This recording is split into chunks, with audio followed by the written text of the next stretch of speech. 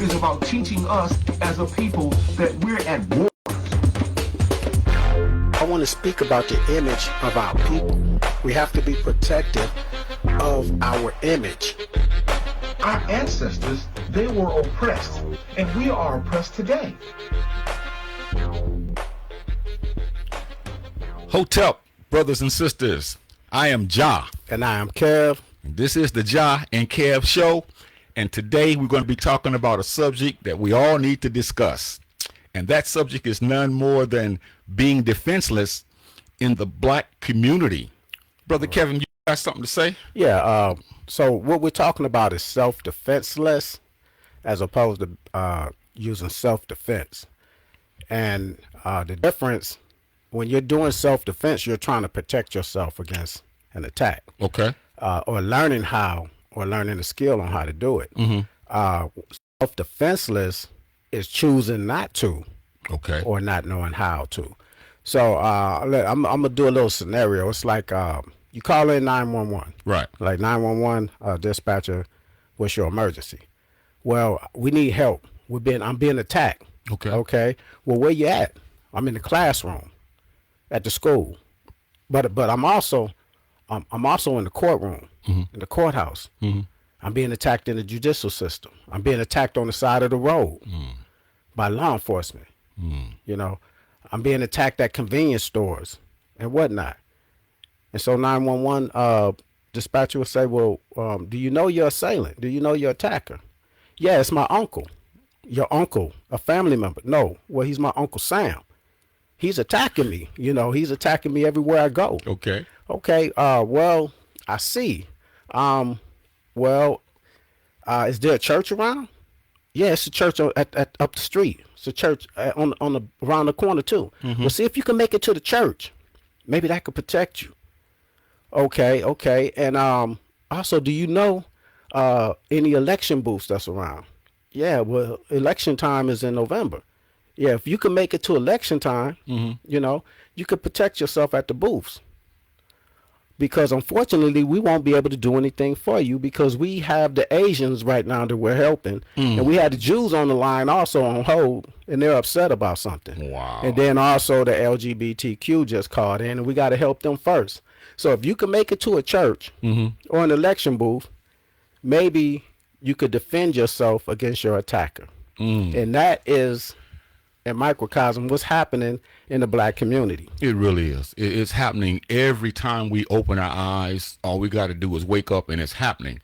And, you know, I think one of the things that we need to look at is people don't see us as humans. They see us as beasts. And so what do you do to a beast? You kill it. You destroy it. And a lot of us, we don't face the reality is people don't look at us as our worth is nothing. And so therefore they figure they can get away with it because we're not going to do anything and we're not prepared. And so that's important. And it's not even just them figuring that.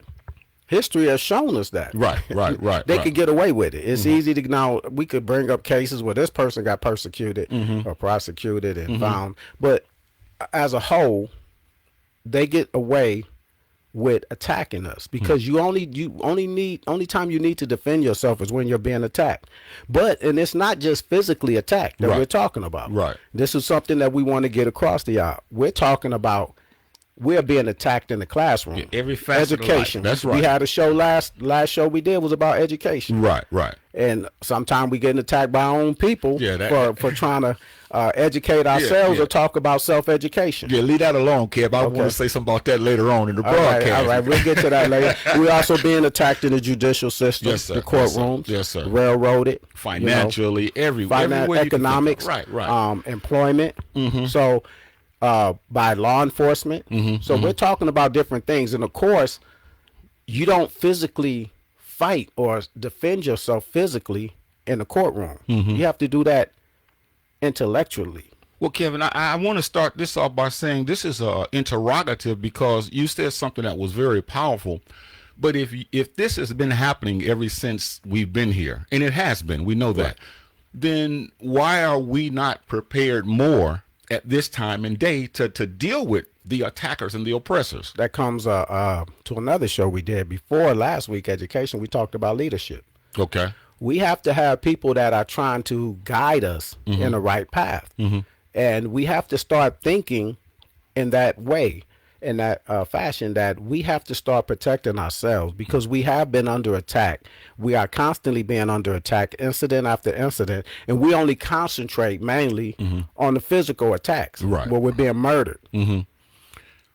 It's really terrible, the state that we find ourselves in. And one of the things that I wanted to say is that we, as a whole, I don't think we know how devastating this has been to us as a people. And so many of us, instead of seeing the need for trying to come away with something that's going to help liberate us, we join in attacking our own people, as you mentioned earlier. And this is why we can't seem to get many things done, because we think that people like you and I and others who are trying to liberate the minds of the people, we are the ones that's being attacked, and we're being attacked by our own people, even though the system is attacking us. So here you have a double whammy. Right. Yeah. And I think throughout history, on our side of leadership and organization, you have two types of organizations and leadership. You have the reformists and you have the abolitionists. Now, the reformists, they think they can work with the system and reform the system and get it to. And I'm not scoffing at that, because in some ways that needs to be done. Right. Also, you have the abolitionists that's like, we need to abolish the system, and I'm going to say, you have to reform history, our history, just because something isn't the same way. Like with Marcus Garvey talking about the black nationalism and going back to Africa, you don't have to pack up and leave America to go back to Africa. You can go back to Africa mentally, and have that type of mindset. Other movements where they were talking about abolishing the system, you can abolish the effects that the system have on you and stop believing in the system, believing going to the voting booths is going to save you. You can abolish that mindset. So you don't have to just say, well, you know what, we're not going to tear down this country or overthrow the government. That's not what we're talking about. But it still seems radical. It seems radical, but it's the reality, see? And that's the thing that we need to all look at. If I'm too busy siding with my oppressor, then the things that you're saying now, even though I may say behind closed doors, we need to change and we need to revolutionize the different aspects of the black life. But in reality, a lot of us, we're not interested in that. We're interested in casting stones at those who are trying to build. I mean, can you imagine during the 60s and the 70s when a lot of the brothers and sisters knew without a shadow of a doubt that we were being oppressed? So what did they do? They sacrificed so that you and I can have broadcasts like this. Right. Whereas today, many of us, we could care less. And again, a lot of times I use the word all, and people don't understand when I say all, I don't literally mean all. But what I'm trying to get at is many of us, we're not interested in the liberating of our people from oppression. And so therefore, we continue to be defenseless, because the defense mechanism that we need to put in place, it's not going to be put in place because a lot of us don't feel that we need to have any kind of defense. Right. And that, it baffles me, because we sit up and complain a lot about the things that's happening. Yeah. And when things happen, I mean, we can't win for losing.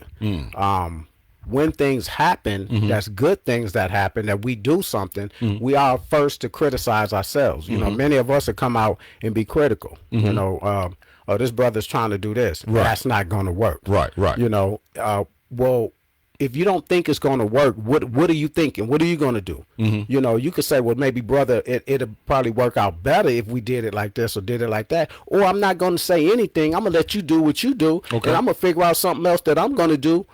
You know, instead of using all my energy to fight what you're doing and put you down, why don't I use some of my energy to figure out ways that I think will help? I see. There has to be an application, and this is what we're talking about now, not just being defenseless, but a lot of it is self-induced. So what I'm trying to say is we have to have a mindset that we know that we are under attack, heavy attack.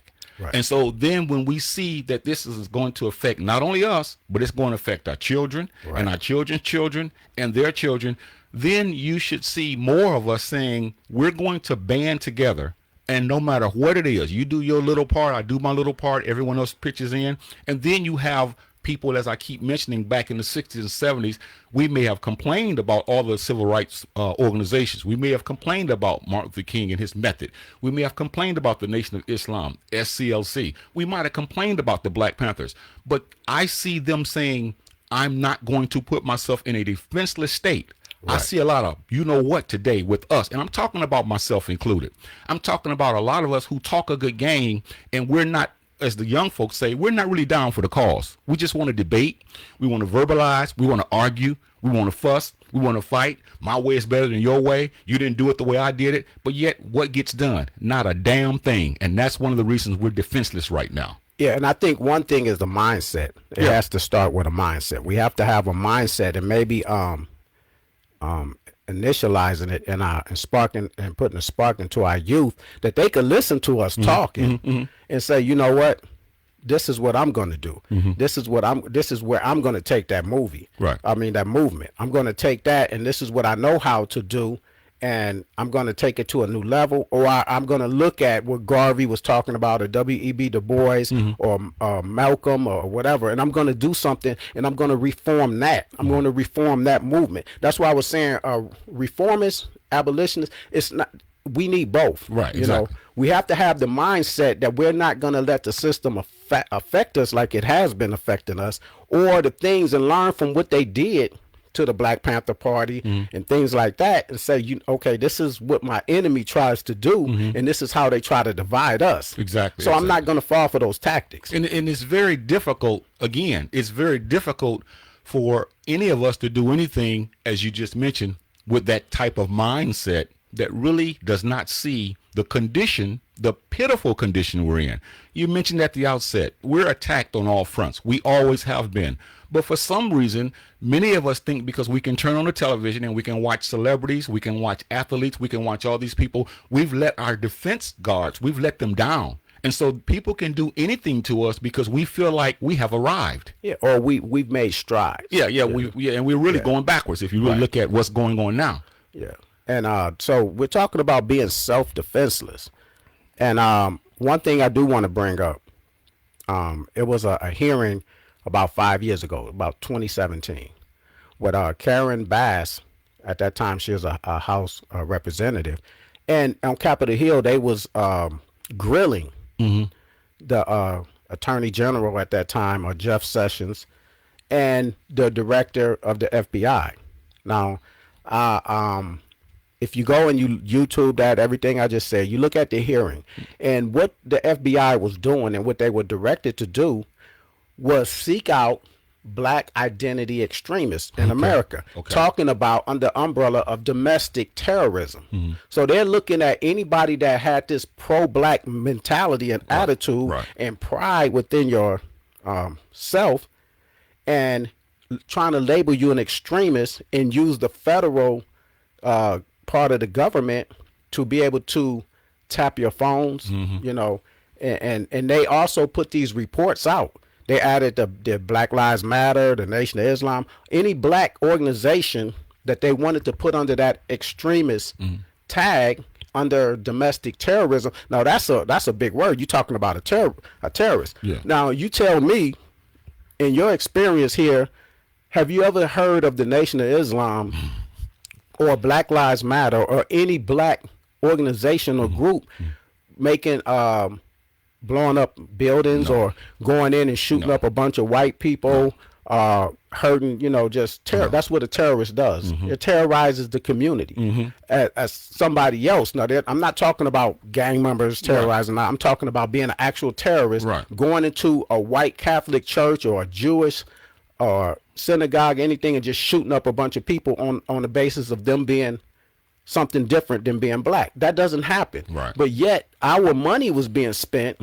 The government was focusing on Black extremist groups. And what Karen Bass was grilling Jeff Sessions on, she said, what about white supremacist groups? And she was naming some of them. Are you doing anything, you know, trying to infiltrate them and do anything against them? And he's like, well, not that I'm aware of. Wow. So this is something that we have to take into consideration. If the government is not willing to help or not able to help, then you must help yourself. Well, all these intellectuals that we see, and I don't mean that to be facetious, but all of us intellectuals We know that J. Edgar Hoover came in and destroyed every group that you just said. He had something to do with that, okay? So he shut down all these groups that were powerful, that were helping us.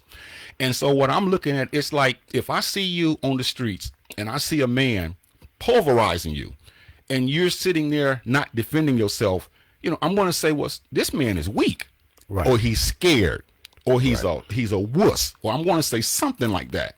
So I'm using that analogy to say they're pulverizing us today.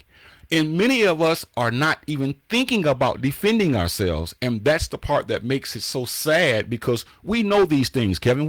This is not new. This information that you're talking about, I'm talking about, this has been going on since we've been here. So where is the heightened expression of we have to band together and do what we can with what we have to help our posterity and those who come behind us? Whose responsibility do you think that is? It's the adult's responsibility, because most of the times when we talk about defenselessness and defense, we always want to put the youth up, because if you think about it, during the 60s, a lot of those movements, the youth were leading those movements. When you see those kids getting put on, beaten and all of that, these in Alabama and different parts, a lot of those were young kids. They were kids, in their teens, in their early 20s.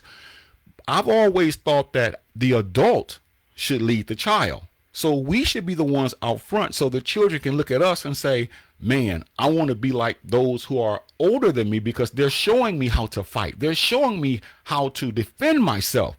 But unfortunately, what we do is we get us a job, we retire, we sit back, and we think that I'm retired now, bro. I can't do anything. I didn't pay my bills. I didn't done everything I'm supposed to do. So we sit back, man, and we do nothing while these people are still kicking us in the you-know-what, and we act like nothing is going on. Right. And the youth have the energy.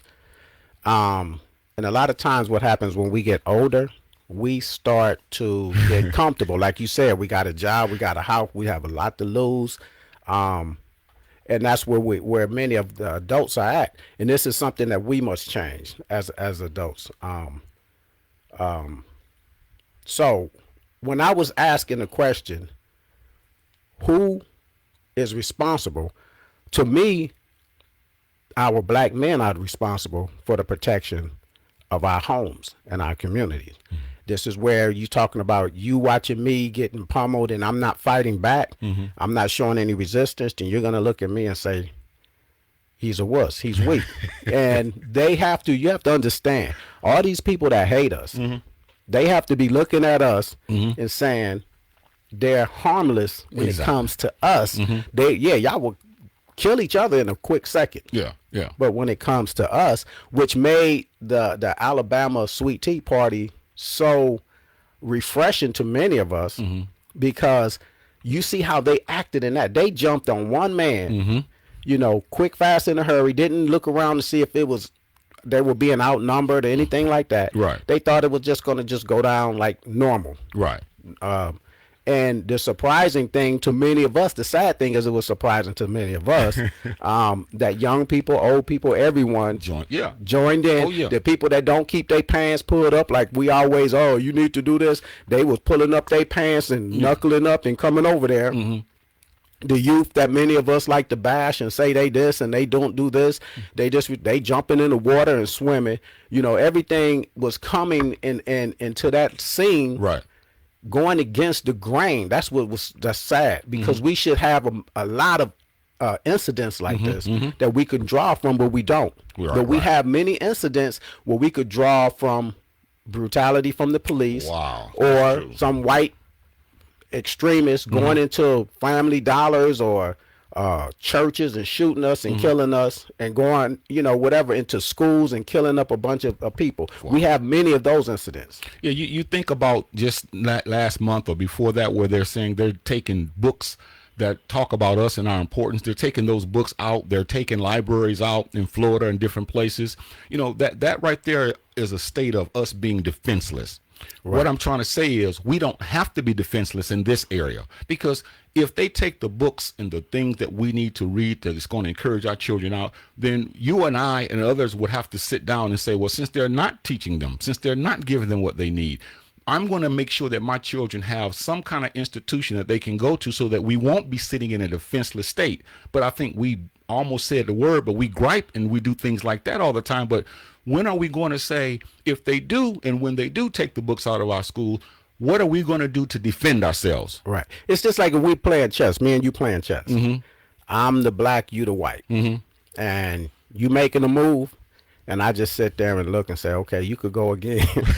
And then you making another move. Right. And then it's like, okay, wow, dang, that's pretty good. You could go again. I'm not making any moves. No. And we're not doing anything to fight. Our leadership is not giving us any direction. No, and I don't want to say no one is, but as a whole, brother, right? We're not moving in the right direction or any direction to do anything. But we sit there and complain and say, "Do you see that they're doing this now?" So if they're doing that, what are you doing about that? Yeah, this madness, man. It's a madness state that we're in now, because if you look around and see the defenselessness. And this is self-induced, the ones we're talking about. In other words, there are some things that we can't do anything about. You know, we don't make laws and we don't do certain things like that. But there are many things that we can do something about, but we choose not to, because a lot of us don't even want to get into that which is important, and that's problem solving. Because some of us don't know how to solve problems. Now, we talk a lot of bull, you know what, but when it comes to how do you stop that? Okay, you've been griping about something for the last 5 years. Okay, so what are you going to do about it? Then they get mad at the person that asked them what are they going to do about it, because they have no plan. And so then they begin to make the person that's trying to do right the wrong person, and then they lift up the people that are keeping them in a defenseless, a pitiful, a sorry state. And this is the problem that we see we have. That's a defense mechanism on the individual. It justifies them not doing anything. You say hope, they say, well, man, it's nothing we could do. Now, I'm going to say this. Let me give y'all an example. You can't stop the summer from coming in Texas. Right. And it's hot. And I'm any place that's hot. Out in New Mexico, Arizona, you can't stop the summer. You can't stop it from coming. But what you can do, you can stop how it affects you. Right.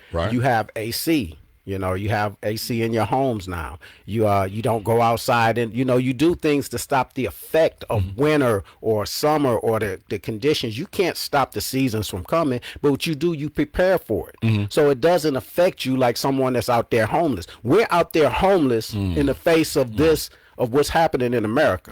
We're not even going inside. We're not bundling up. We're not, cooling off. We're not doing anything. So everything is affecting us. We're not trying to stop the sun from shining. We're not trying to stop racism in America. Teach, Kevin, teach. For now, but what we're trying to do is make it so it doesn't affect us. I'm trying to defend myself to a point that bully not going to say, you know what, I'm going to go over there and kick Kevin in the butt because I like doing it. And he's going to be like, man, this dude is giving me some, it's some problems with it. So that's what we need to do. Prepare so it doesn't have an effect on us like we thought or like they think it can. Well, I think one of the reasons, and I want to add to what your point you just made is, I'm going to be what they call frank, and I always try to be. But here's a situation that we need to look at. A lot of us are afraid, man. Let's just tell the truth. We are afraid because we talk more, behind closed doors. But when it comes to the application, in other words, what plans do we have to make sure that we're not in that state of being defenseless? We have no plans. So a lot of people are afraid because they're afraid of what their family's going to say. They're afraid of what their friends are going to say. They're afraid of what their employer's going to say. They're afraid of so many things that they just won't do anything. And yet the bottom line is it continues to go. It reminds me of that syndrome. I'm sure you heard of it before, where you put the frog in the pot. It's a syndrome where you put the frog in the pot and you boil him, but you turn the water up a little bit. Just a little bit and the frog doesn't realize until he's into that state. It's a catastrophic state. And so this is where we find ourselves now. And instead of people saying, let's do what we can. And that's all we're saying. You can only do what you can do. But wouldn't you be tired after 400 years of being in a defenseless state and see your ancestors at least try, at least attempt, and make some small gains? And then we come back and give everything back to the oppressor and then gripe about giving it back to them because we're in a defenseless state. And like you said, a lot of us men, I'm going to say this, and I think we need to talk about it. Some of us men, not all of us, some of us are cowards, man. We're cowards. We're petrified when we have to deal with making sure that we're not in a defenseless state. See, we don't say that now, but if you and me walk in California and you have on red, I have on blue, I'll blow your brains out if you come on my side of town, which I don't own. I don't own any of that, but that's my turf, so I say. But when they threaten these judges, these black judges, when they threaten these black women, when they threaten these kids, when they do this, we won't open our damn mouth, and that's a problem, man. Right, that's a problem, and this is why when I hear people spending all their energy, now I'm gonna get on the men for a minute. When I hear them spending all their energy just to attack our black women and what's happening with our black women, and my mindset is, so that's the biggest problem you see in black America is a woman with an attitude. When we're getting shot down in the street by law enforcement and civilians. In movie theaters for whatever, when you look at the history, this guy playing their music too loud, and the guy takes it upon himself to shoot at the whole car. Reckless. He don't care about anybody. Like you said, they see us as vermin. They don't just see us as beasts. They see us as beasts when we stand up to them, or when they think we're imposing. But they see us as vermin, because when you look at vermin, if you have any vermin in your house or in your yard, if you get an exterminator and you say, man, I caught possum or raccoons or rats in your attic, and they're gonna say, well, did you kill them? Yeah, I killed a bunch of baby ones too. Good. You're not gonna be, oh, you killed the babies. That's how they treat us. They don't care about Tamir Rice. They don't care about Trayvon. They don't care how old you are. They treat us like we're vermin. So that's just the mindset that we should be having, but we spend too much time wanting to attack each other or talk about celebrity issues and things like that. We got to focus. We got to focus on what's happening. We are what is called this subject matter that we're talking about. A lot of us see it as cumbersome. It's too much to handle, man. What we're saying, people aren't interested and they're not willing to defend themselves. And so it puts us in a state called vulnerability. And that means that people can do to us whatever they want to, because we're in the state to where we're not going to try to defend ourselves. Well, the reason they can do that is because we haven't built up any resistance. You have to build up. You have to have power. I know that I think Malcolm X said that power recognizes power. And I think we have to think of ways to galvanize, to say, okay, if you're doing this, we're gonna stop doing this in the community. Make them say, wait a minute, why? I mean, pick out a business, and this is something that irks me. Now I'm gonna talk about local business. Okay. When I hear all these people belly aching about Trump, right? This is normal strategy, and it's not some impossible task that people may think, this mountain that we have to climb. But when you sit there and you complain, one of the favorite things that black people do is bitch and moan about Trump. Then you look at all these businesses that's contributing to his campaign, and you keep contributing to their business by patronizing them. The least you could do, I'm talking about some of the least things that you can do. If you don't want to sit there and do a whole lot, it's just think about how you're spending your money and where you're spending your money, and say, you know what? I love eating at this place. Right. But since I found out that you're contributing to somebody that I feel whatever, labels you want to put on Trump, for whatever reason you don't like him, you think he's a racist, a bigot, whatever, then why are you contributing to places that's funding this bigot, racist, or whatever you labeling them as? That seems so... Come on, I want to say that, but it's asinine. But we just don't want to do anything to help ourselves, even if it's something small like that. Because my thing is the Occam's razor. If somebody said, what is the one thing that we could do as a people? And Occam's razor from William of Ockham, that came from, he said, peel down to one thing. Just one. Don't concentrate on a whole lot of different things. Now, even though I think we do need to do a whole lot of things, but if I said the one thing that we could do is show unity. If I say, okay, that's a black business, I'm gonna patronize it. Wow. And I'm not saying don't patronize no other businesses, but when I see you, I'm gonna help you. When I see you trying to do something, a school or whatever, I'm going to help you. Do something. That's what I'm saying. Defenselessness in the black community. That's our subject. We're going to open the phone lines in a few minutes, and then after that, we'll ascertain some of the calls. But I want to make a quick special announcement. Next month, on the 7th of October, Jah and Kev will be at 639 South W.W. White Road at a place that's going to be talking about the importance of health, the importance of taking care of ourselves. We're going to be remote. And the name of the place, do you remember the name of the place?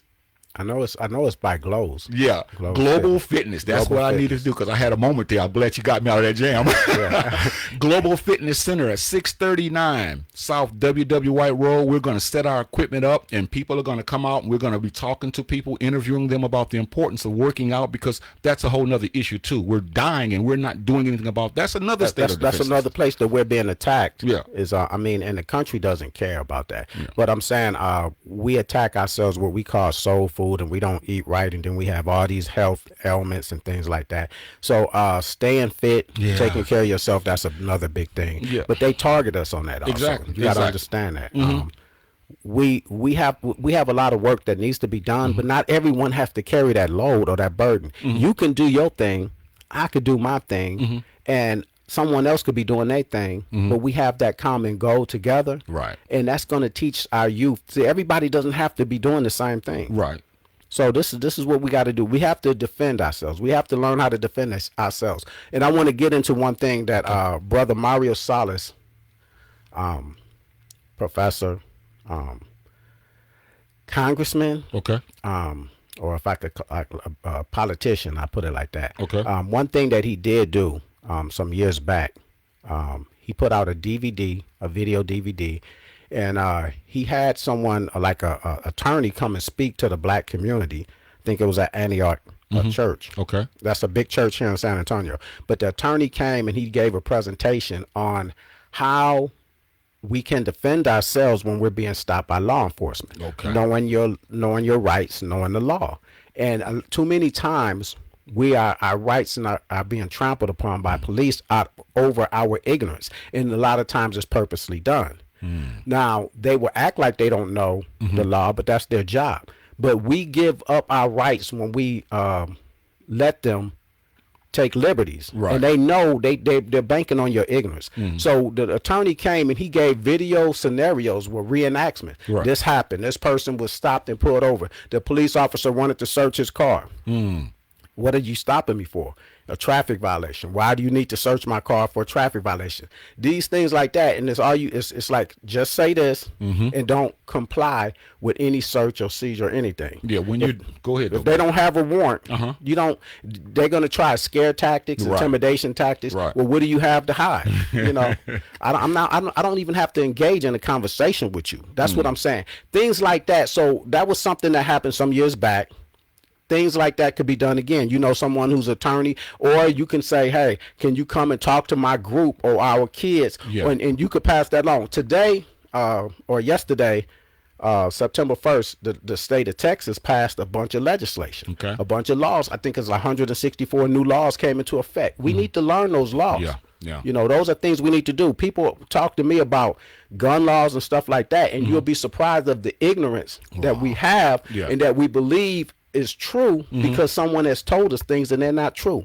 But our oppressors, they know the law, they know their rights, and they know how they can get it to where they won't be arrested or for shooting you in the street. They'll do something to provoke you to come at them, and then they will shoot you dead, and they will get out, and we'll sit up there and bitch and complain about it. All we're doing is saying we need to stop being so defenseless. And this is why we are catching a lot of the hell that we're catching, because they know that we're not interested in the laws. They know we're not interested in protecting ourselves. So in school, we used to pick on people, and we only picked on them because we saw they were, soft. Yeah. And this is the same thing that's happening with our people. We open the phone lines right now. The number to call is 361-405-6111. I'll repeat, 361-405-6111.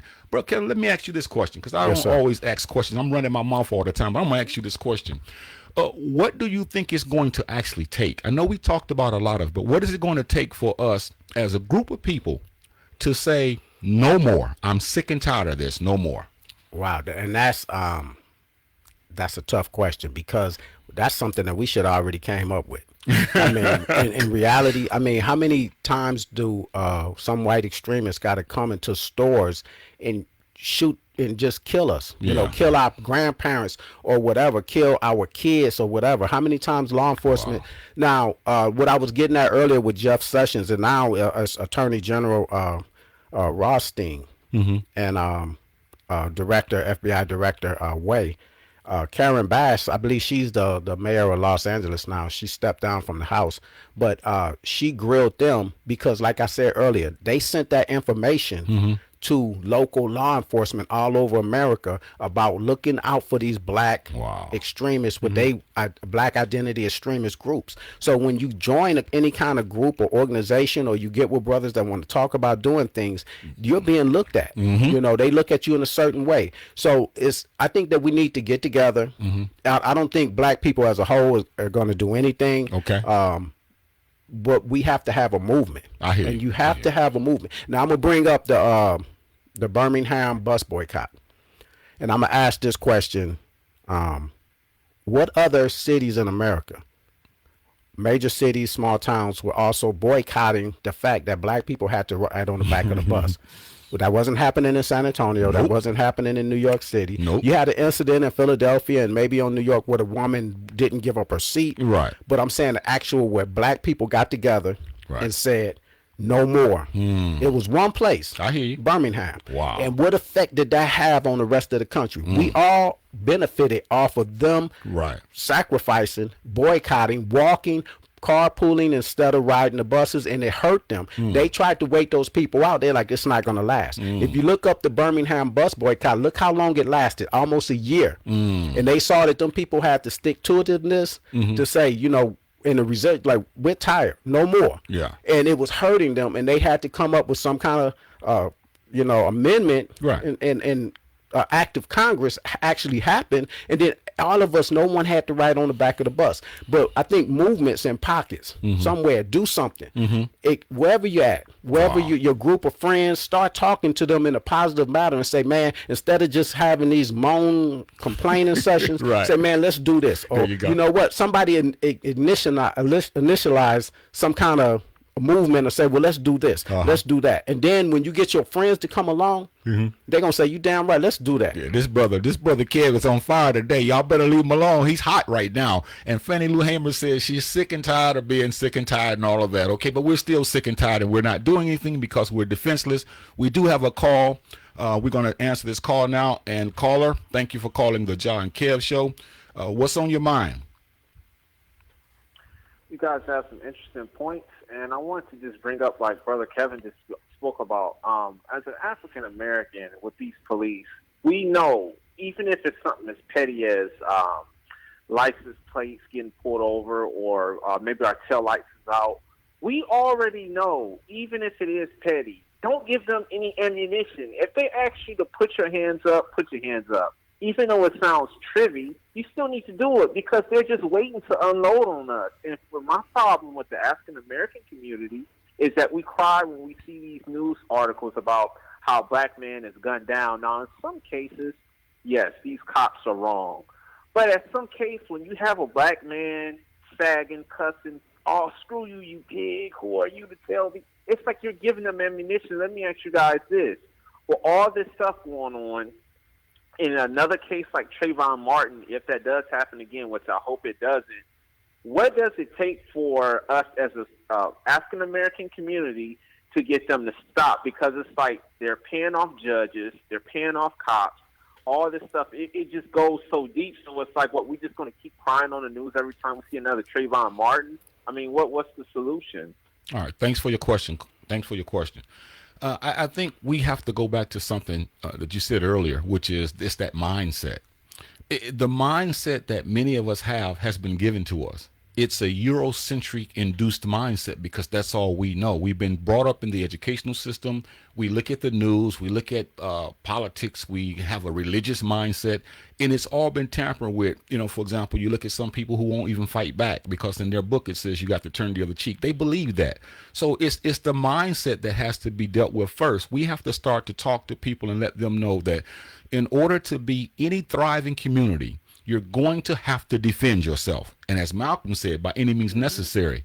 And for the comment the brother said about the brothers walking around sagging, that doesn't give the police officers a right to shoot them, but they will anyway, because they don't see us as human beings. So it's a whole lot of answers to that question.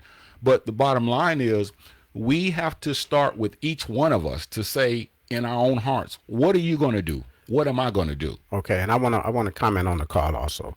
What you said in the beginning, not the question. You answered the question brilliantly. The mindset that you're talking about. Now, when you say we give the cops ammunition, we don't have to give them ammunition. If you are keeping up with current news, there's the incident in Applebee's, where the brother was black man with his family in Applebee's having dinner, and he took his child into the restroom to change him. The police coming in. Now, I'm not going to talk about the whole outside scenario. I'm just talking about from this black man's perspective. Having a good time with your family, you taking your child in to use the restroom or to change a diaper or whatever, you come out and the police just tackle you, pummel you, one of them, and you like, what's going on? You got your baby in your hand. Your initial reaction of anybody should be protection of my child. Why are y'all attacking me? I haven't done anything. And they start, and not only that, they took the child, they snatched the child clinging on to him, and he's saying, I haven't done anything, but then they take him to the ground, they're wrestling him to the ground, instead of saying, hey, so let me talk to you, you got ID, this is what the situation is. The cops are not doing that. Now, if that was a white person, they probably would do that, but by him being a black person, the first thing on their mind is roughhouse. He didn't do anything, they didn't say, show me your hands, and he didn't comply. They came and they tackled that brother, they start, and he's wondering what's going on. Then the cop, while he's down, they start punching him. That is not policing. Right. So what I'm saying is, be careful when you say we need to just comply. It's plenty video out there where they sat there, and the incident that just happened in Nashville, I believe, or one of them, where the brother was beat to death by the police officers, black police officers. Yeah, Memphis. Yeah. So the thing is, what are they yelling? They're yelling, put your hands behind, stop trying to resist. And he's handcuffed. And they're holding him while the other one is punching him in the face. So be careful when you say, well, black people need to start doing this. You're giving them ammo. They don't need ammo. They're working around the system. And they are brutally beating us. And when I think about when people saying that, complying. The lady on the side of the highway in Los Angeles, getting the cop on top of her, punching her, and pummeling her. So where is it that, what are you supposed to do? When going back, the case in L.A., the first video major thing, Rodney King. And what did the jury say? The police are saying, well, he kept moving. Well, you cracking them with these damn sticks. Every time somebody, it's just like you getting a whooping as a kid. And they say, don't move. And they pop and you move and they hitting you again because you move. And people saying, well, he kept moving. That's pain. That's reaction. They kicking and stomping us. So I be careful when you say, don't give them ammo. Now, what I'm saying don't give them ammo is don't tell them that they could search. Don't tell them that they could do anything. Don't give them any liberties. I want my lawyer. Am I being detained? Like I say, things like that, like the DVD that Mario put out, if we could do stuff like that, show things that we can do in defense of police stops and things like that. We live in a racist society. We live in a racist world. And racism is ugly. It's hideous. Racism doesn't care if you with your mama. When they pull you over, if it's in their hearts to do what they're going to do, they're going to do it. What I'm talking about is to those who sit around the house and always twiddling their thumbs talking about what could and should happen and don't do anything. Because it's incumbent upon us, those of us who are in a situation where we can say, let's get together and let's do something about whatever situation it is, something small, something big. Them are the ones that I'm really talking to, because when your time comes, your time is going to come.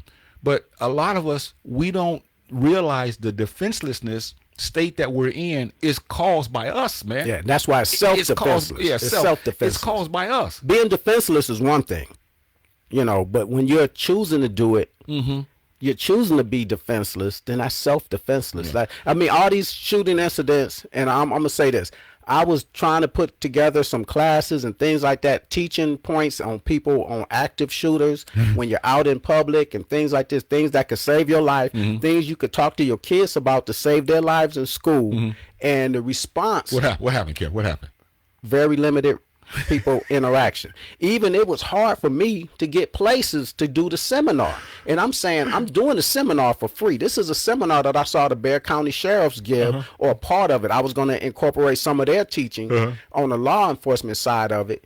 And I said, well, you know what, I'm going to do this for my people, but I want to do it for free. I don't want to charge anybody initially. And the response was very limited. Wow. And then even me trying to say, hey, I know you got this spot. I want to rent this spot from you. Can I rent this spot to do this gun defense class and active shooter defense to help save lives? Yeah, just get back with me, okay, Welcome to my world. Welcome to my world, because this happens all the time, and I know it's frustrating because you really have a heart and a compassion for the people. But as I've said on another broadcast, I want to reiterate it, and just think about this for a minute. When we get older, many of us don't want to be bothered, Kevin. You and I can talk about all we want to. I'm talking to those who want to be bothered, because a lot of people don't give a damn about what you're saying and what I'm saying about the defenselessness state that we find ourselves in.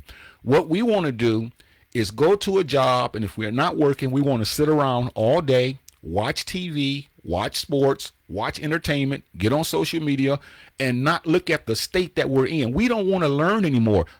Now, I'm not talking about all of us, so when I say we, don't text us, don't call in, don't write in saying all of us are not like that. I'm saying for the most part, many of us, when we get old, this defenseless state, this defenselessness that we're talking about, this is a reality for us, man. And so it goes out to those who are really wanting to do something about helping not be victims, because a lot of us, we're not interested in this. And you can call me a Debbie Downer all you want to. You can call me negative all you want to. Just look around our communities. Where are the men? Where are the women? Where are the youth that says, let's sit down and come up with something that we're going to stop, for example, homelessness? What are we going to do about that? Are we going to walk by them? Are we going to kick them to the curb? Are we going to say, well, let's start feeding those who we can? We can do something. And we're not interested in anything unless it's something that has to do with our own personal household. Then we're interested. So again, we're defenseless, many of us, because we say it's self-defenselessness. We're choosing to be that way, and we don't have to be. It starts with your mindset. You have a defenseless mindset. You have a defeated mindset. You don't want to learn. Anytime you're not supposed to know everything, and you start having a conversation with people and the people have information, I don't have to buy everything you're telling me. I'm going to say, that's interesting. I'm going to look at, where did you get that information from? I want to learn some of that stuff. Wow. That's how you go about improving yourself. But your mindset has to change. And if us getting gunned down in churches and in stores and in grocery stores and things like that is not changing you. Now, I heard a lot of people say, yeah, I got a gun. And I said, when the last time you been to the range? Man, it's been a couple of. Then you don't really have a gun. You have a gun, but you don't have a weapon. Your gun is not a weapon if you don't know how to use it. Your brain is not a weapon if you don't know how to use it. And it's for your environment. You know what I'm saying? I hear exactly what you're saying, because I remember in the 60s, I look at some of that information that I read about it, and it seemed like there was more of a opening to knowledge. People wanted to learn. People wanted to know. I mean, everywhere you went, what's up, brother? Down, right on. People wanted to learn. People wanted to do things. Nowadays, people aren't going to church anymore. Nowadays, people aren't going to the mosque anymore. Nowadays, people aren't going to their spiritual meetings anymore. Nowadays, Kevin, we don't want to be bothered. So you can talk all you want to, and so can I. But I'm saying to those who really want it to be encouraged to do something. But there's a lot of us out there that we don't want to be bothered, man. And that's the part that really is and all the institutions that you name. The problem with that is, when you're going to these institutions, they have to address what's happening in your community and environment. Now, I'm going to give a shout out to True Vision Church. The reason I don't go there, I've never been there, but one thing that I did see the pastor do was, that's where a lot of us went and got our gun our license to carry. The pastor was like, maybe that's his passion. He was like, he's putting together a class. We even had one, I believe it was maybe at one of their churches. I think they moved around, but he had someone come speak and give. It was a black husband and wife team that was doing license to carry classes and certifications. So we sat there as a bunch of people and we got our license to carry. Now, I've been to plenty classes. I'm saying this is just one of the classes I went to, and I was like, that's pretty cool. You know, you could say whatever you want to say about the mentality of the church or whatever, but that was something that I did see positive. If that should be something happening, if it's not happening in a mosque, it's not happening in a synagogue, whatever you attend, then that institution is not looking out for your best interest when it comes to survival in America. And this is what I'm saying. We are so vulnerable now. We are so weak now. Many of us are, that no matter what the preacher is talking about, that's positive. No matter what the imam is talking about, that's positive. No matter what the spiritual so-called guru is talking about, that's positive. Getting your license, carrying and doing it the right way, going to the range, defending yourself, you know, studying. I'm saying that there's a whole lot of us. I don't care what that pastor or whomever is saying. They're not interested. And the thing of it is that puts us in the state that we're talking about, because now you're very, very weak and you're defenseless, because you don't know what to do when you get pulled over. You don't know what to do when somebody breaking your house. You know, you don't know what to do when all these issues affect us, but because you're not interested in anything, you're going to leave this earth. You're going to transition. I'll just be blunt. You're going to die. A person who's a coward, who don't want to take enough initiative to say, there are people coming behind me, and I'm going to make sure that I leave this world a better place than it was when I came in it. That's the mindset that we should have. And the mindset that we're having also is, if you see these things happening in public, you go to a store, you just hoping that it's not you. That's all it is. I mean, because, and I guarantee you, anybody that knows me personally, if I walk and I'm talking on the phone and I say, well, I'm going to, I'll be like, damn it, I left my gun in the car. And I'm going to turn around, because every place, I ain't saying that I can't become a victim of a mass shooting, but I know one thing, I'm going down, you know, it ain't going to be no on the ground, please, or like we make fun of these people in these horror movies, they on the ground, why are you doing this? Right. Killer just coming up. It's like, we got to get out of that defenseless mindset. Well, that's all we've ever known, and you're right. That's why these kind of broadcasts are crucial. They're important, because we're encouraging people to not be this way. You know, sometimes if you get to the point in your life where you don't know that the person that's trying to help you is trying to help you, you are a sick individual. And a lot of us don't even know that these types of broadcasts are to edify, they are to encourage, they are to build up. We're saying, here's an issue, now let's not be that way. But again, the mindset that most of us have, because we've been treated this way for so many years, it has become normal. Okay. If they don't put a stick upside your head, that's not normal. Right. So let's talk about the different places that we're being attacked. Education, you mentioned that. Yeah. We're being attacked in the education system. And we don't know how to defend ourselves. We know how to complain about it, but what are we doing? Ask yourself, go to someone that may have some type of ideas. What you do, you have conversations. If I may not have the answer, but you may have the answer. You may have a good idea. I can expound on that idea, and that's called building. You know, we build. Okay, what about this? And that may not be the total answer, but then I may have a piece, and I say, well, we could do this also. Well, we could do, or I have a friend that does, and I could ask them, hey, do you think this will work? Right. You know, that's how you build things. You build, not just sit there and just twiddle your thumbs and say, that's a shame. Oh, did you hear so-and-so pregnant? Yeah, that's a shame. Did you hear about them killing these people? Yeah, that's a shame. And it's like you're doing nothing.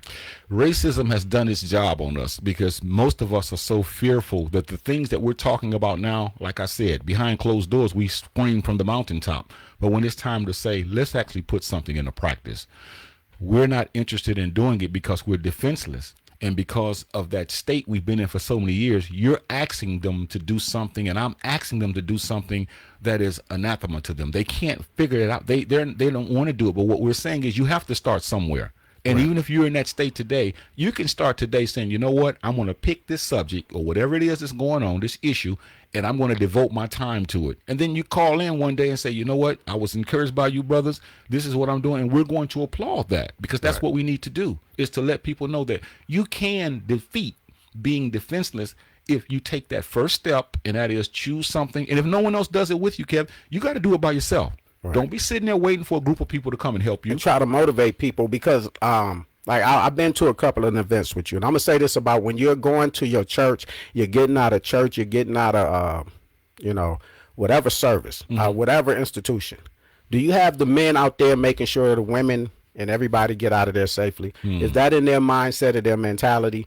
You know, ask yourself these questions. When you're leaving out of the club, do you have somebody that's saying, hey, I'm going to make sure y'all make it to the car. You're leaving from a dinner. I'm going to make sure you make it to the car or anything like that. That's just the mindset. Wow. You know, but everybody dispersed and they're going to do their own thing, and they're not making sure, even if you have a school in the neighborhood, you come out like everybody said, well, grandmas, or they used to be out on the porch. What's wrong with you?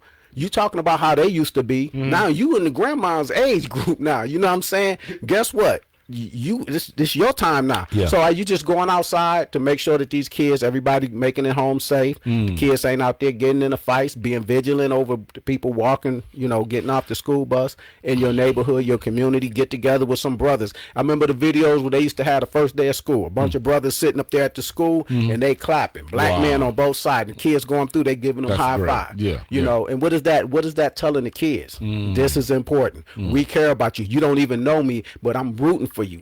Go in here and do the best you can. If that's the least you could do, then do the least you could do. Do something. Yeah. Do something. And I want to say to all y'all before we get off the air, those of us who are cliquish, meaning that we're a part of something and that's the only thing that we're doing and nothing else matters to us. We don't want to hear any other ideals from someone from a different group and everything has to be our way. We've got to stop that, Kev. We got to stop being cliquish, because a lot of us, we join these little whatever you want to call them, and if no one, if we don't do what they want us to do, or we don't participate when they want us to do, they won't come to anything that we have, but they want you to come to everything they have. That's another broadcast, and that's a problem, and we got to address that, because that's not going to solve this defenselessness. Yeah, and I'm not going to even, if you're doing something different than what I believe, I'm not going to speak on it. I don't care.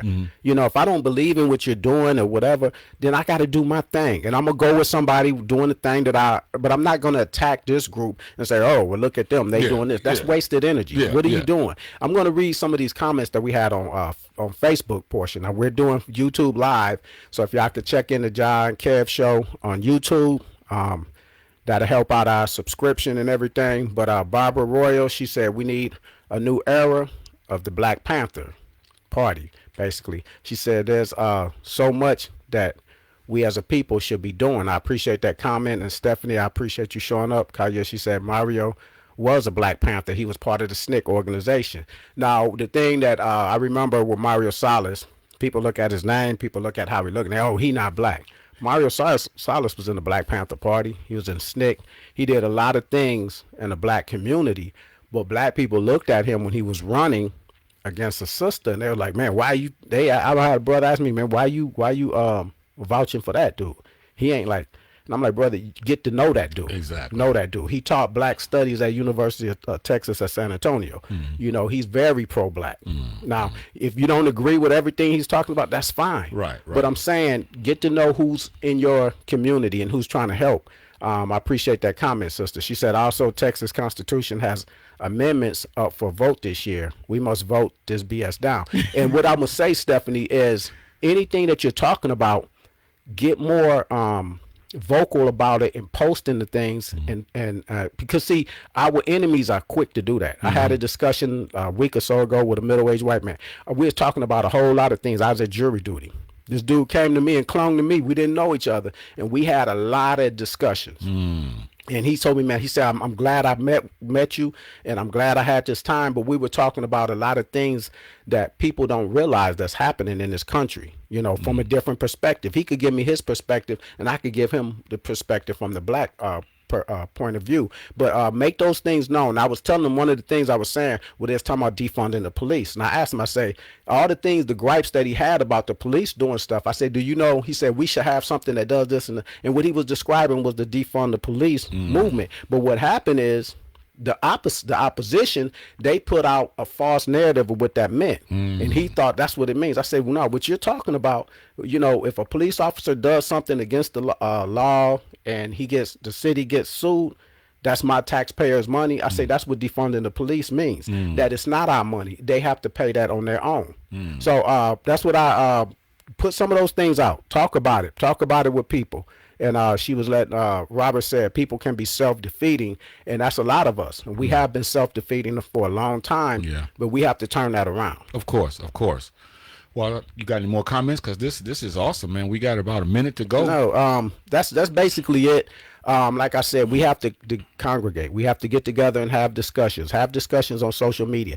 A lot of times we use social media for just memes and joking, or posting videos or some obscure thing that has nothing to do with improving ourselves as a black people or a black community. We have to start promoting that in some form or fashion. Everyone doesn't have to carry the stones for the pyramid. You know, somebody put up a blueprint. Right. You know. Yeah. Well, like I said, I just want to encourage everyone to take heed to what we're saying, because we're coming from a heart of love, and we want us all to grow. We want us to not be a people that are being treated any kind of way just because people have been doing it for many years. So we want you to take up the mantle starting today. If you're not, if you're already doing it, we applaud you. And also, the last thing I'll say before I turn it over to Kev and we get out of here is, don't forget, I'm going to keep putting it on your mind. Next month, on the 7th of October at 1 o'clock, we're going to be at 639 South WW White Road. It's a place called Global Fitness. It's a fitness center, a black-owned fitness center. We want you all to come out and support us.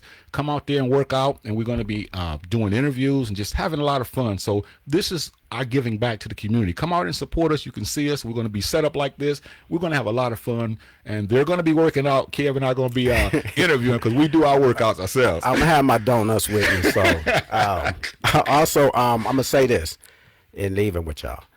When we talking about our issues, with a lot of, like Jah was saying, behind closed door, we sit up and we complain about this and this and this.